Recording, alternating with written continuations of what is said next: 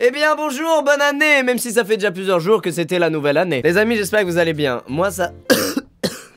J'allais y venir. Je suis extrêmement malade, je vous avoue, je voulais tourner sur Getting Over It pour finir le jeu. Et je crois que la maladie tombe au bon moment parce que j'aurais tout simplement fait une crise de nerfs. Le 25 juin, j'avais fait une vidéo qui parlait de mes 360 derniers jours sur YouTube. Et en fait, aujourd'hui, j'ai envie de refaire la même chose déjà parce que je crois que je suis dans l'incapacité de faire autre chose. Et ensuite, parce que au moment où j'ai fait cette vidéo-là, je pouvais pas me douter que ce qui allait suivre allait être encore plus dingue. Ces 6 derniers mois sur YouTube ont été incroyables, que ce soit en termes de rencontres ou en termes d'épanouissement personnel. Le 1er juillet, je sortais sur ma chaîne le clip placement de produit avec Maxence, qui est vraiment devenu un très bon ami. En fait, j'ai acquis énormément d'expérience quand j'ai bossé sur la vidéo Overwatch Rap Battle, que ce soit avec Pivinova ou avec Jules Fou ou avec Nodé. D'ailleurs, c'est la vidéo la plus vue de 2017 en France, donc merci beaucoup. Et ça a fait plaisir à toutes les personnes qui ont bossé sur le projet, donc voilà, merci. Après ça, j'avais acquis l'expérience nécessaire pour faire une musique moi-même, mais je voulais pas faire ça seul, je voulais que ce soit un délire de potes. Donc j'avais contacté Maxence qui était hyper chaud par le thème et par l'ambiance aussi du morceau, et puis on a fait ça et c'était génial. 2 semaines après, je contacte Big Flo et Oli qui voulaient trop qu'on fasse un truc ensemble à l'occasion de la sortie de leur album, pour leur annoncer une idée que j'ai eue, qui serait juste de sélectionner des mots au hasard dans un dictionnaire et de devoir les caler dans des couplets de rap. Il faut savoir que c'est des mecs qui connaissent très bien le YouTube game et qui sont très gentils, et ils voulaient déjà faire un petit truc avec moi en 2015, donc je les avais invités à la fin d'une vidéo pour faire un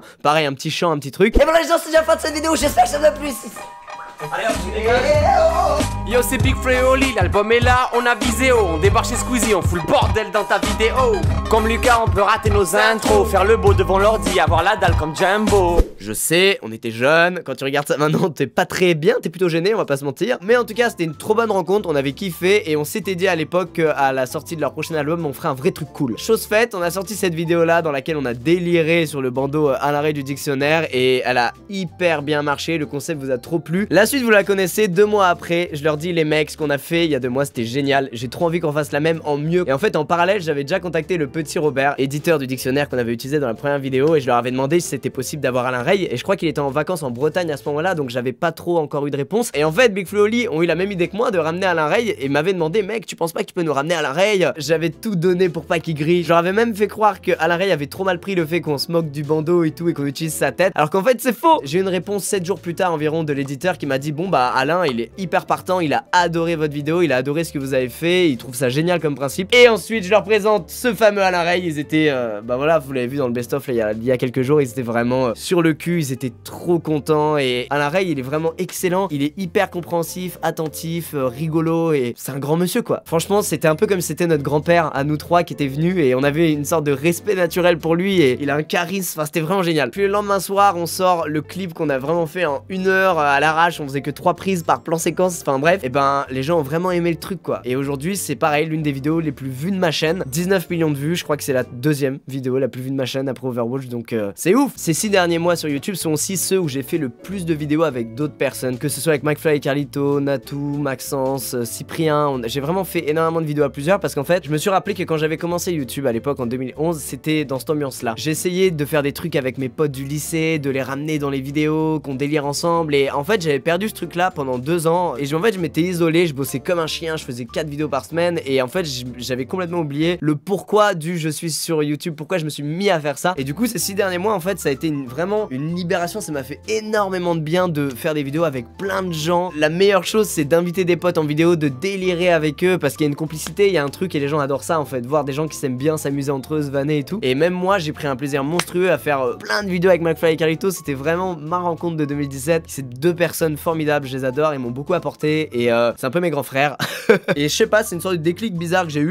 En fait souvent on se prive de certaines choses parce qu'on a peur, parce qu'on n'ose pas, parce qu'on est vraiment dans notre zone de confort. Mais je pense qu'à un moment il faut aussi se faire kiffer, il faut oser faire ce qu'on a vraiment envie de faire au fond de nous. Et puis les réactions bah tu vois après, et faut pas trop que ça te tracasse quoi. Donc en parallèle de ce délire là de faire des vidéos avec plein de gens, je me suis aussi cette année, et ça c'est vraiment l'un des plus gros trucs qui s'est passé toutes ces dernières années pour moi sur YouTube, c'est arrêter de faire X nombre de vidéos par semaine, de me forcer à les faire. Et je pense que la plupart des youtubeurs qui font beaucoup de vidéos par semaine ont le même problème en fait, juste ils osent pas diminuer, et ça peut être vraiment très dangereux de continuer dans cette voie là. Perso j'ai fait ça pendant 2 ou 3 ans, et en fait déjà ça t'isole vachement parce parce que t'es devant ton ordi toute la journée à trouver qu'est-ce que tu vas faire, le faire et ensuite le monter, le mettre en ligne et ça 4 fois par semaine. Alors, il y a pire dans la vie, je suis d'accord, mais je pense que quand on est youtubeur, il y a tout pour être heureux et c'est trop bête de gâcher la joie en s'imposant des trucs comme ça que personne nous impose en plus, c'est complètement débile. Du coup, sur le tournage, je m'éclate plus, j'ai plus envie de le faire, mais aussi au montage, il se passe un truc, c'est que du coup, il y a moins de vidéos à monter, donc quand t'en montes une, t'as plus de temps et surtout t'es plus épanoui dans ta vie parce que tu bosses un peu moins, donc tu te lâches un peu plus au montage. Je sais pas si vous saviez, mais c'est pas moi qui monte mes vidéos, enfin, j'en monte certaines, mais pas toutes du tout. La plupart des vidéos sont montées par Clément qui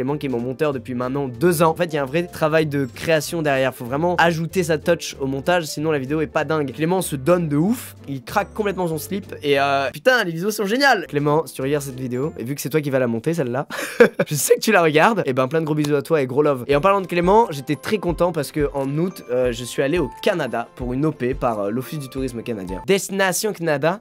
Nul à chier cet accent. Ça m'a fait trop du bien pour plusieurs raisons. La première, c'est que je suis parti avec Clément et en fait on n'avait jamais passé beaucoup de temps ensemble. En fait moi je suis très casanier, très solitaire et Clément il est un peu pareil, donc du coup on n'est jamais hyper ensemble à se voir tous les soirs et tout. Et ce truc là ça nous a fait vivre ensemble pendant 7 jours, mais de manière intense. On a fait des activités trop cool ensemble, même si on bossait, c'était quand même hyper épanouissant et ça nous a vachement rapprochés, donc je trouve que c'était vraiment une bonne chose. Ensuite au-delà de ça, j'ai pu rencontrer mes fans du Canada, qu'on voit très peu en France parce qu'ils sont au Canada. Et il y a cette fameuse scène dans, je crois, le 2e vlog où je vais à une fête foraine dans une ville minuscule du Québec, vraiment toute petite, et il y a plein de gens qui me reconnaissent, ils étaient tous trop sympas, trop étonnés de me voir là. J'étais aussi étonné de voir autant de fans québécois. Je garde vraiment un super souvenir de cette soirée, à part les putains de piqûres de moustiques qu'on s'est mangé avec Clément dans la grande roue là à la fin.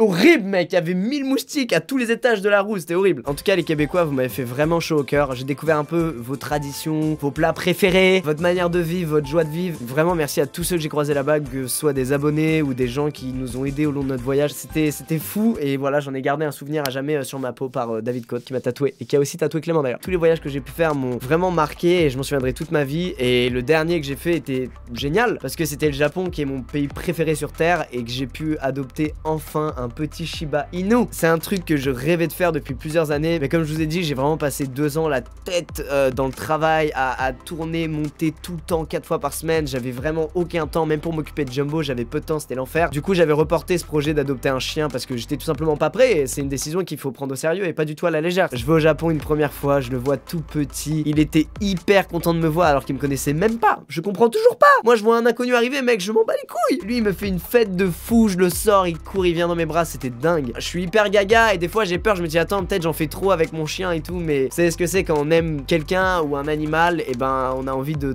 le montrer quoi et pas de se cacher. En expérience humaine, on est aussi allé dormir dans une forêt avec Mamie Twink dans la nature. On avait eu cette idée là plusieurs mois avant quand on avait visité l'hôpital abandonné et on s'était dit mec, ça serait trop marrant de faire une nuit en forêt, on va vraiment chier dessus et tout. Alors au final on s'est pas du tout chié dessus parce qu'il y avait François qui est tout simplement un vétéran extrêmement fort avec nous. François, il y a un ours qui vient, il s'en bat les couilles, il fait une clé de bras à l'ours, il y a plus aucun problème. François, tu es mon héros.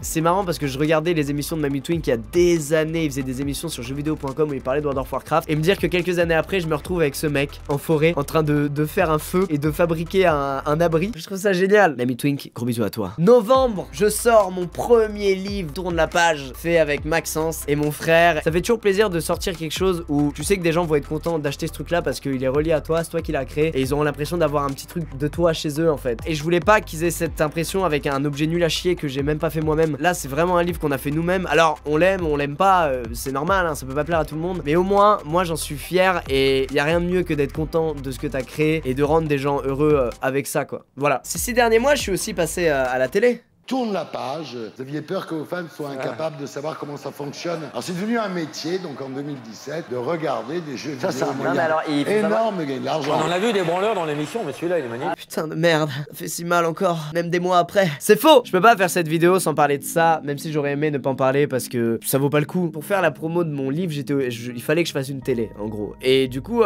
on avait choisi Ardisson. Ce truc-là du mais vous êtes payé pour jouer à 2 jeux vidéo, ça avait déjà été exploité par je sais plus Canal+ avec Decon, je crois. 1 ou 2 ans avant et ça avait déjà fait un gros bad buzz. En fait pour être franc avec vous, moi sur le coup je l'ai pas mal vécu parce que c'est la télé. Vous savez très bien comment c'est quand un youtubeur passe à la télé, c'est toujours comme ça que ça se passe. En fait cette affaire avec Ardisson c'est assez rigolo parce que les gens ont énormément réagi, mais je trouve qu'en réagissant de manière énervée comme ça, en fait ils ont un peu gagné, tu vois, à la télé. Ils se sont dit ah bah ouais bah c'est bien ce qu'on pense, c'est bel et bien une petite niche de gamins et dès qu'on critique un peu ils partent en furie comme des enfants de 12 ans. Je pense que la meilleure chose à faire en fait ça aurait été de montrer à Ardisson qu'en voulant faire du buzz en clashant, bah ça marche pas. Malheureusement, il s'est passé tout l'inverse, ça a vraiment bien marché, tout le monde en a parlé, donc il a complètement gagné en fait. Il a réussi à faire ce qu'il voulait faire, c'est-à-dire faire un petit buzz grâce à un invité. Même si c'était pas un très bon moment, on va pas se mytho, je m'en fous. Les gens ils savent ce que je vaux, je sais ce que je vaux. C'est pour ça en fait que sur le plateau, j'ai pas du tout mal pris tout ce qu'il m'a dit. Et en tout cas, je vous remercie pour vos nombreux messages de soutien, de courage, ça m'a vraiment fait chaud au cœur, même si j'allais pas mal. Je m'en foutais complètement en fait de l'après cette émission. Et je trouvais ça trop mignon que tout le monde m'envoie des messages, mais d'un autre côté, je me disais, mais merde, les gens ils pensent que je vais pas bien du tout. Alors qu'au contraire, en fait, je m'en fous complètement en fait de ce qui s'est passé sur ce truc de télé. Moi, mon truc c'est le net, et s'il se passait un truc comme ça sur ma chaîne YouTube, là ça me ferait vraiment chier. Mais à la télé, je m'en fous. D'ailleurs, certains ont cru que ma vidéo freestyle de l'autodérision c'était en réponse à Ardisson, mais pas du tout, hein. C'était prévu, écrit bien avant que je tourne chez Ardisson. Toute la vidéo entière n'était pas basée sur le fait que je m'étais fait vanner chez Ardisson. Enfin bon les amis, voilà, c'était ces 6 derniers mois sur YouTube, c'était intense, c'était fou, il y a eu du gros changement dans ma vie. Juste merci parce que j'ai le meilleur putain de métier du monde. Et pour moi le plus important en fait c'est de rester sincère avec vous et avec moi-même. Et de pas m'enfermer dans un truc, de pas me mentir à moi-même, de pas me forcer à faire un truc alors que j'ai pas trop envie de le faire, mais j'ai peur des réactions des gens donc je le fais. Ces 6 derniers mois ont fait que aujourd'hui je me sens vraiment libéré, je me sens vraiment bien. J'ai beaucoup plus de temps pour moi, pour mon chien, pour mes amis, ma famille. J'espère que les vidéos en 2018 seront encore meilleures, qu'il y aura encore plus de projets fous, que ça vous plaira encore plus et que de votre côté ce sera pareil, que vos projets vont se réaliser, que vous allez tout donner pour. Et puis je vous souhaite que du bonheur, plein de bonnes choses. Ça m'a fait trop du bien de faire cette petite vidéo et de vous parler, j'en avais vraiment besoin. Je suis pas un modèle, mais en tout cas je vous livre juste mon avis sur ces 6 derniers mois, sur mon ressenti perso vis-à-vis de YouTube, vis-à-vis de vous. Et voilà, je vous dis à bientôt pour une prochaine vidéo. Bonne année encore une fois, plein de bonnes choses, plein de bisous à vous, à vos proches et à tout le monde. Moi je vais me foutre sous ma couette pour me remettre un peu de cette maladie. Encore merci, à bientôt pour d'autres vidéos plus folles. Ah, j'ai des courbatures mon gars. J'ai l'impression d'avoir 80 piges.